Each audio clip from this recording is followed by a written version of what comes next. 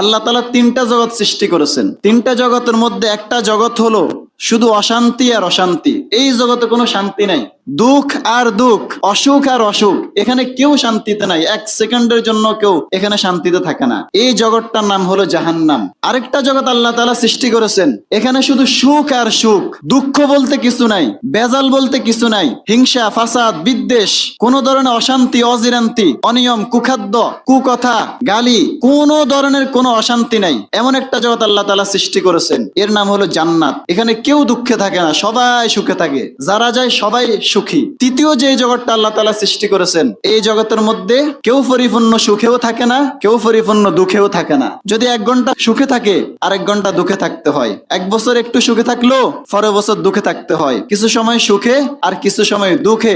এই সুখ আর দুঃখ মিলিয়ে যে জগৎটা সৃষ্টি করেছেন, এই জগতের নাম হলো দুনিয়া। আমরা এখন যে পৃথিবীতে আছি, এই পৃথিবী।